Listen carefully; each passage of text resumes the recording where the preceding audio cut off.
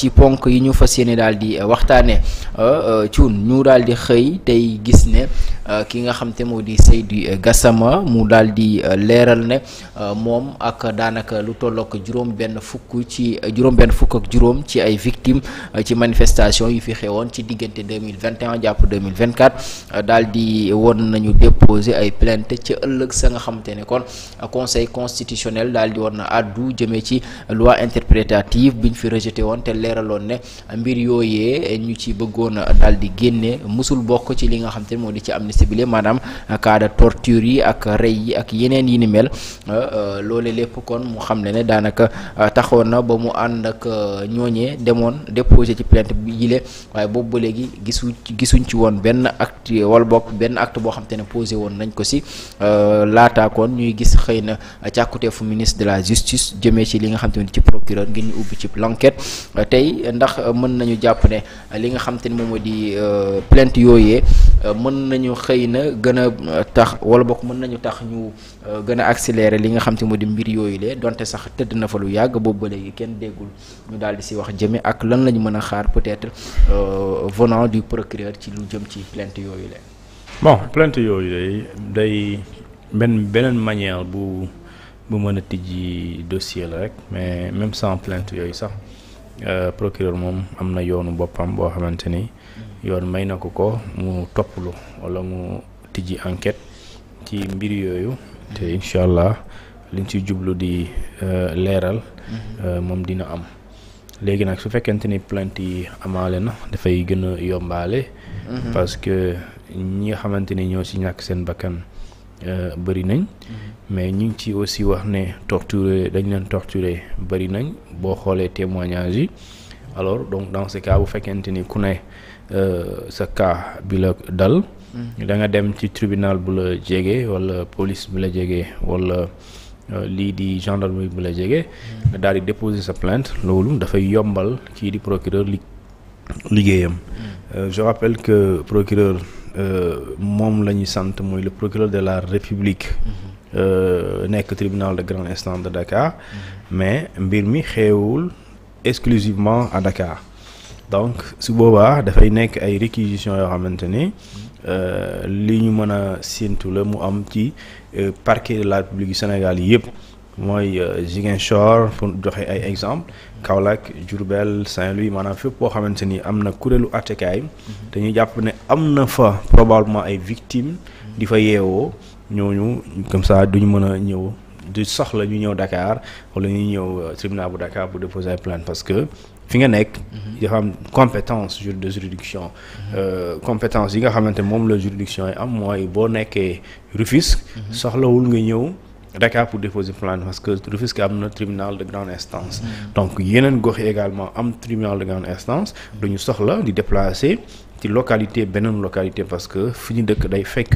ñooñu nekk fa di àttekat mën nañ ko régler donc bu dee police nga décider pour déposer sa plainte soo demee police aussi dañ lay déglu bu dee gendarmerie également soo demee dinañ la déglu et su boobaa kii di procureur général le procureur de la République plutôt moom mooy saytu xool ndax audition yi ak bu ñu xoolee ci yan nit la diriger maanaam fee yooyu ñuy wax ñan kan nga ko mën a imputer mooy am na mbir mais kan moo mën a doon probablement le responsable l'auteur complice commanditaire etc et dans ce cas kii di procureur général moom mooy superviser l'ensemble de ces procédures là yi nga xamante ni moom lañ tijji mu am un peu partout sur toute l'étendue du territoire mais tey bu ñu waxee ne le procureur de la République la ñu sàkku mu ubbi enquête yooyee lan mooy différence bi peut-être bu ñu saisiroon le procureur général ak bu ñu saisiree le procureur de la République. non xam nga code de procédure pénale moom moo wax ne kii di ministre de la justice mën na saisir procureur général ci ay dénonciation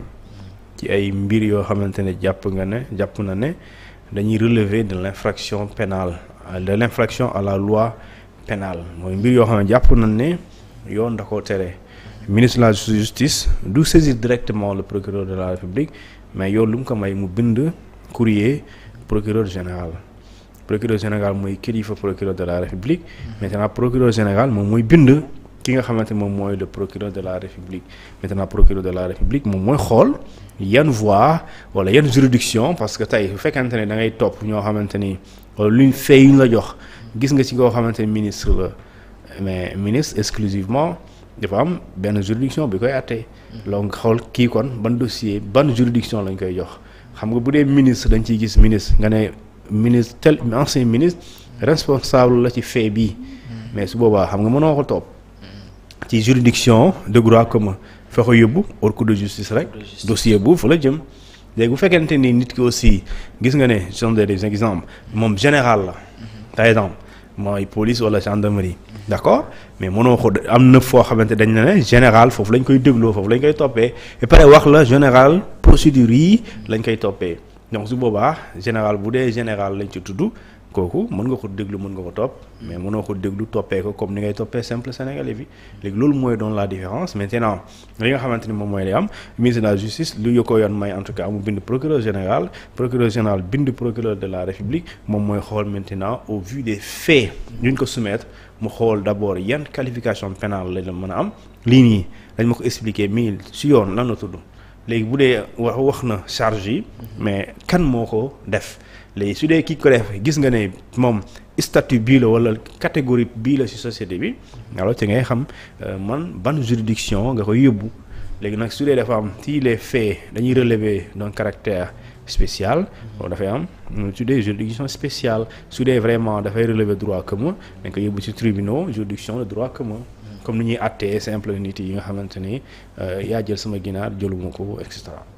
maintenant loolu nee nga ku si nekk mën nga déposer sa plainte peut-être ci zone ba nga xam te ne moom nga nekk que ça soit à Ziguinchor wala feneen ak feneen bu ñu mënee li nga xam te ne les enquêtes ba peut-être mu yegg ci cappaandaw la ndax dañuy dajale les preuves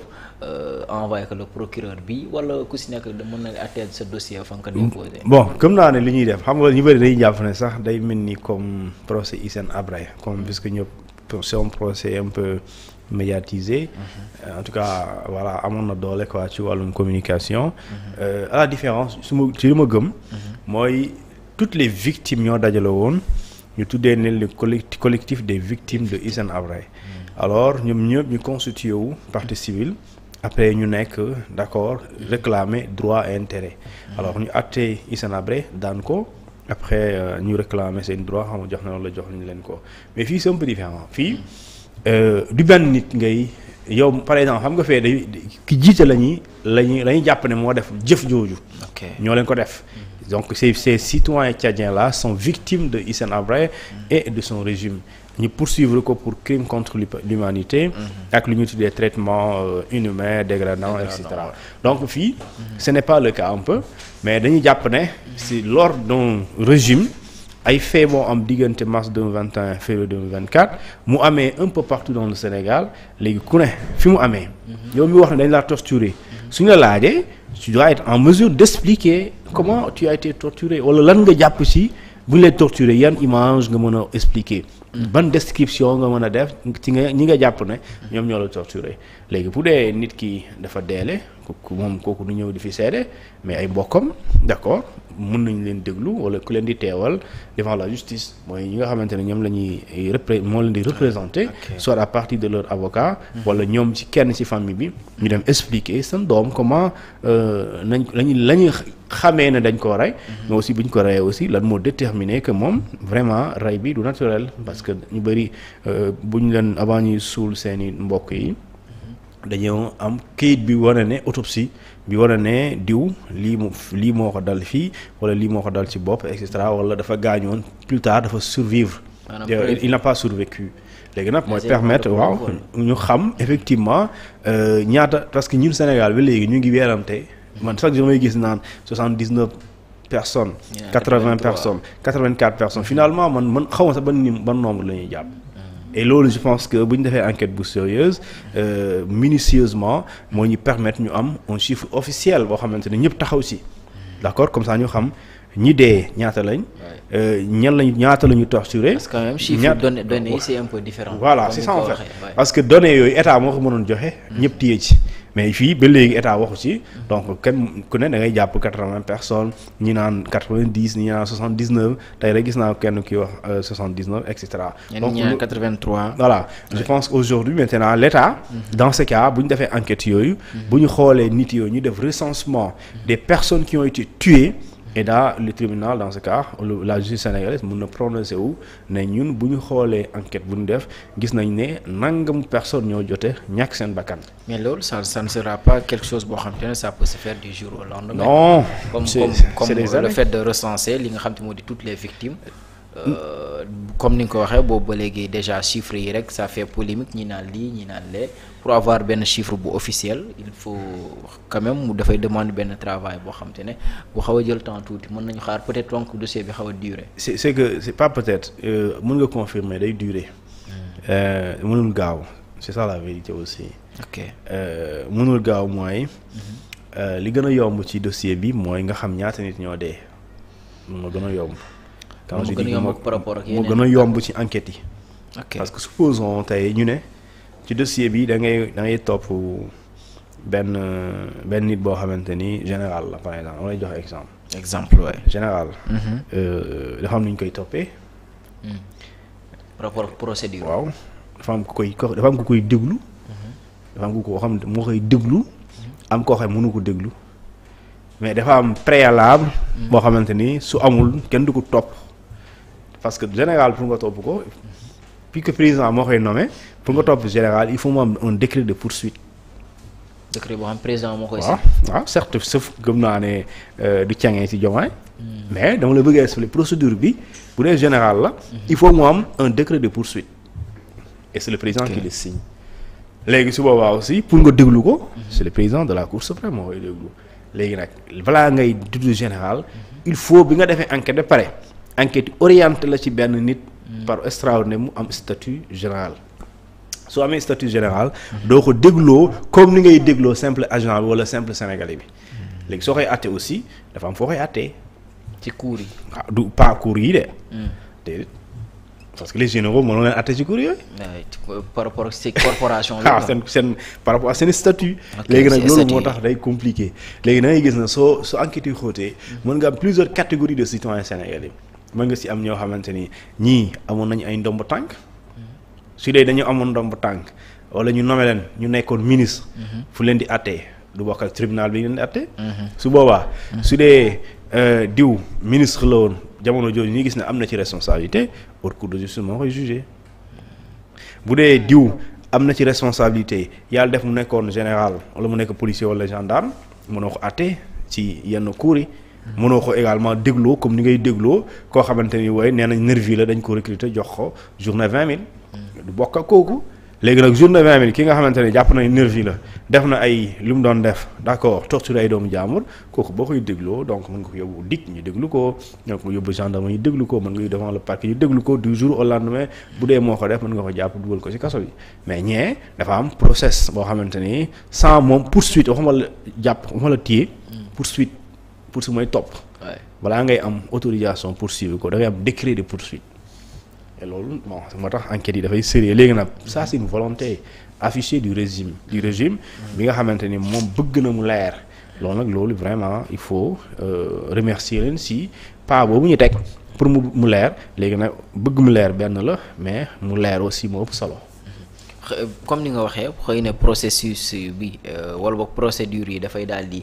différente comme noonu également donc mën nañu xaar peut-être chef d'accusation yi également noonu lay différent wee. waaw mën na par rapport ak statut yi. bon mën na bañ a différent mën na wuute comme mën nañu bokk. parce que fii soo demee ci mbir yi nga xamante ni moo tax ñuy topp. suñu juridiction suñu code pénal da ngay dem. bu bees bi laa wax parce que am na ñoo xam ne bu yàgg bi la ñu yore. bu bees bi boo ko yoree da ngay dem mu ngi tàmbalee ci article 431. 431-1. article yooyu ñooy wax li ñu tuddee les crimes de droit international. les crimes de droit international bokk na ci